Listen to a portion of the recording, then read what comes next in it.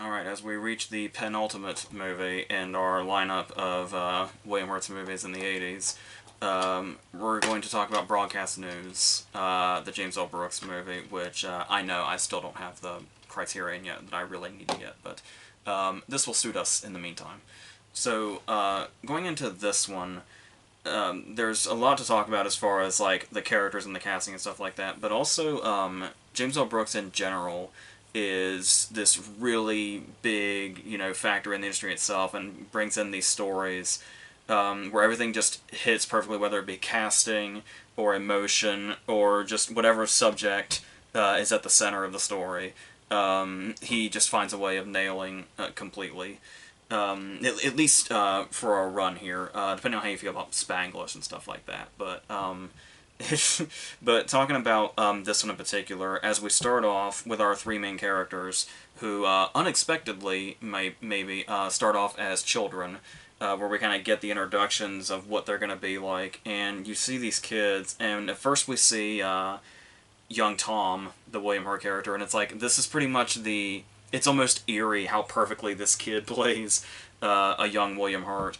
And then we meet young Aaron, the Albert Brooks character, who has definitely the voice and the mannerisms and the almost desperate rage to get out of a situation kind of thing. It's like a defense mechanism kind of way. And young Holly Hunter, Jane, as the has like the delivery and the cadence of somebody like really determined. And it's like, just looking at this in general, before we've even seen the actual actors play these parts, we've just seen children play these parts so far, you already get the sense that the movie is perfectly cast.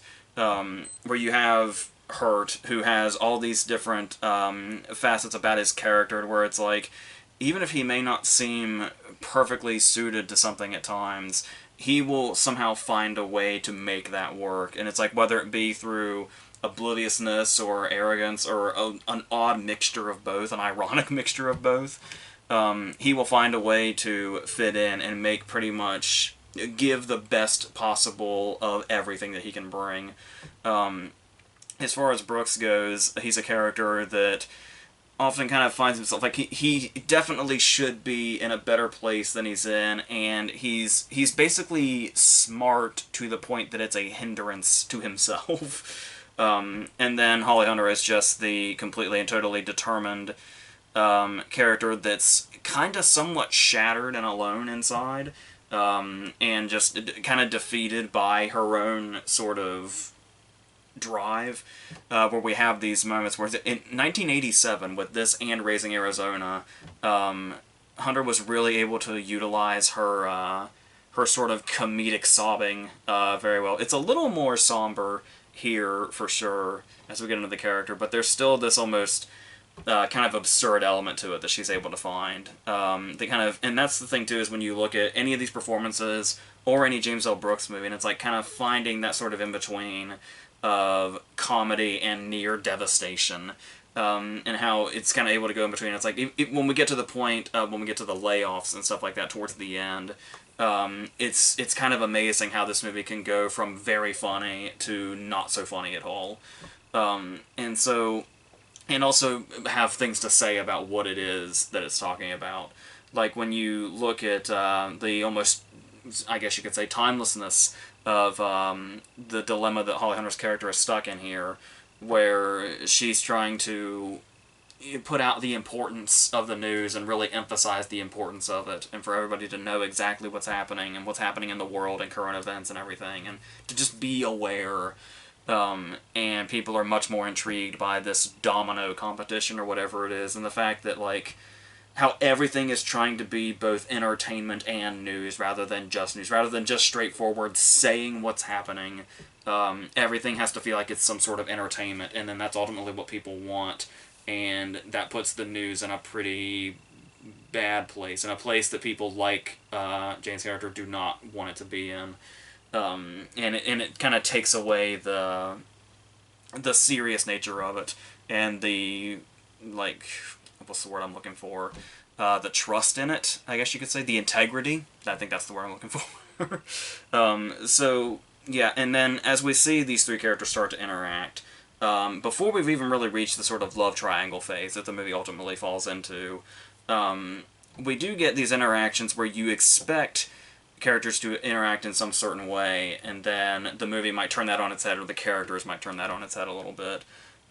There's a great bit here where Hurt has like a big monologue, and it's like the way, where he is and all that, and it's like where he's like typically, obviously Hurt's characters can typically be like really confident and like have a bit of arrogance to them, but to see him kind of totally out of his element is very interesting to see him play this part.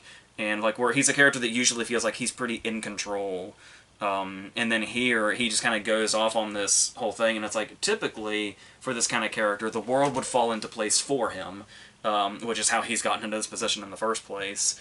And once he finishes this monologue, Jane just tells him to stop whining.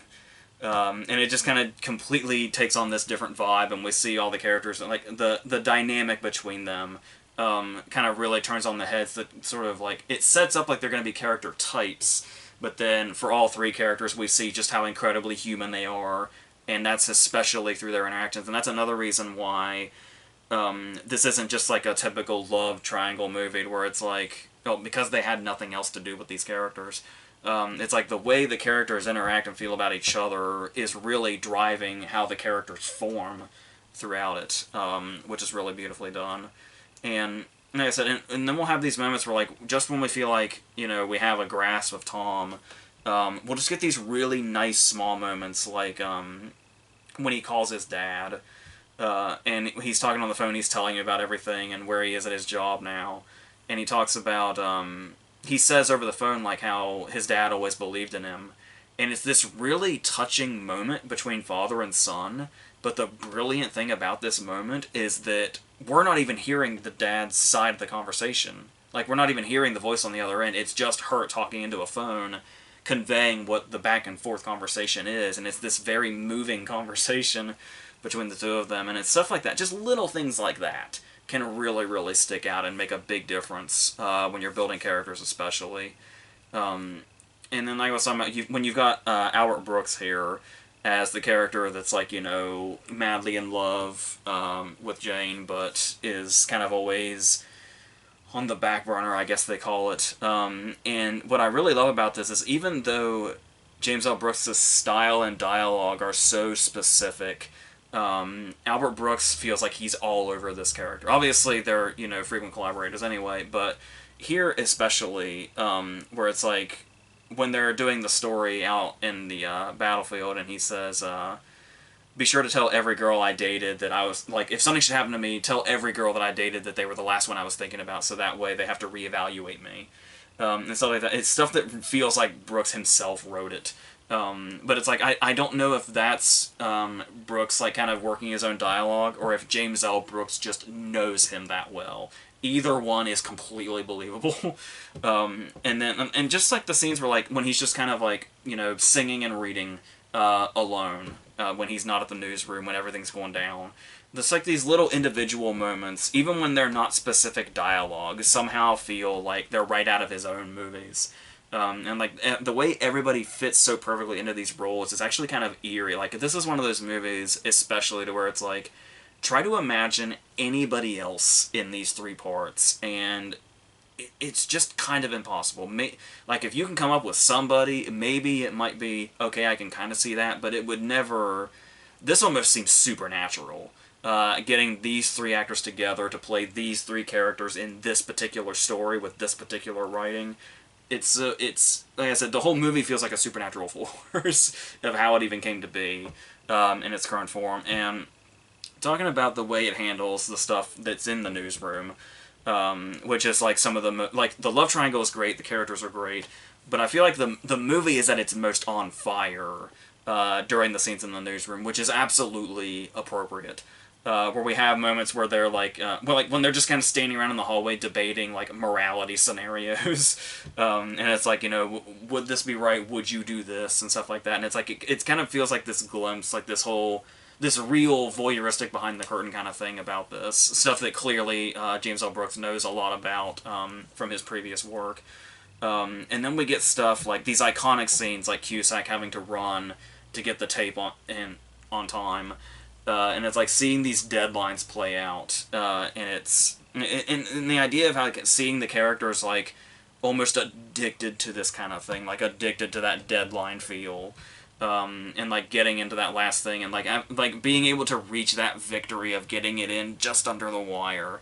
And it just there's just such electricity throughout all the characters who like all have this sort of same goal going on, and then obviously that really comes to a head when we get this exhilarating broadcast scene in the middle of the movie, like one of the really big centerpiece scenes of the movie, where you've got Tom in front of the camera, you've got Jane in the control room, and you've got Aaron at home on the phone, and they're all working together to do this whole thing.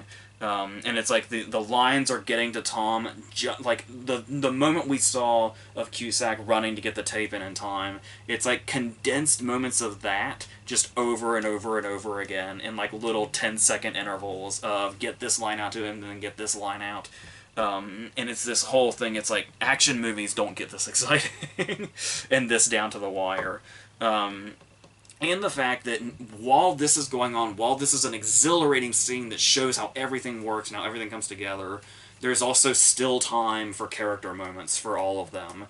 And it's like kind of seeing their places in the workplace and then in their personal lives and how things might totally clash or things might be eerily similar. And like there's one moment where like the way they really set up that Aaron is this sort of the way he's just sort of kind of pushed out in this really funny yet tragic way that only Albert Brooks could pull off. Where it's like when he is reintroduced to the daughter, and it's like, you remember him, don't you? We went rafting with him for 2 weeks. And it's like, it's clear that she doesn't remember him at all. And it's like, it's so sad, it's hilarious. Which is something that Albert Brooks does so well. And it's like, when he gets to that moment that seems to really sort of set up the relationship between them personally, where it's like, where Aaron is the brains and Tom is the looks, but it's like they both kind of have their pros and cons about their characters in general, but the idea of Aaron saying something and then it comes out of Tom's mouth, and Tom gets the glory for it, and it's like that in itself establishes the whole situation that's going on here between the three of them. While also showing off the workplace in this exhilarating scene that might be the scene of the movie. And that's, and like I said, everything that it says about, you know, the morality of, you know, the news itself and what they show and how they portray it, being a whole thing in itself. And the way they're able to balance that with the love triangle stuff. And sometimes the way they throw in other characters, like the Nicholson character, where he's that character where he comes in and he's another person that's perfectly cast, where it's like obviously his connection to Brooks, but also just a thing of like seeing Nicholson in such a very, very small part, but it's like the whole idea is that we barely see him, everybody desperately wants his approval, and when he steps into the room everything stops, and it's like, yeah, that sounds like Nicholson, all right. And like I said, the way we kind of see the morality there also, and like how far up it goes, and like essentially what Tom is headed to become, because like I was saying, we do have these moments where everybody feels very human, but everybody is also very jealous and very petty, and for a while there it kind of feels like Tom is the only one that's not jealous or petty in one way or another, but then we get to that point obviously with the whole reveal of did he or did he not genuinely cry during the interview with the date rape victim. And like that opens up all other doors to his character also, and it's like everybody has, just when you think you have a character figure out, there's always at least one more layer. Just like when we see how sensitive Aaron's character is, in the moment when he's like kind of confessing his love, but we get the sense he's probably confessed his love many times before and will many times after. But I really love the line when he's talking to her and he says, I'd give anything if you were two people so I could call the one who's my friend and tell her about the one I like so much. It's just this really beautiful line to show somebody, because we've all been in Aaron's position at one point or another, unfortunately. Male, female, whatever, we've all been in Aaron's position at some point. There's always been a Jane and there's always been a Tom, and you've always kind of been stuck in that position. But at the same time, what they do really beautifully here is typically that would mean, since everybody feels like they've probably been in an Aaron position before, that you would inherently root for Aaron in this scenario. But the thing is it, at the same time, it doesn't really feel like there's one in particular way to root for. But then there's also the sense of when Tom and Jane like go out, and he looks up and he sees her, on the balcony, and then she comes down the escalator and he's there, and you see this, and it just has such a classic romantic feel. You're like, how can you not root for them?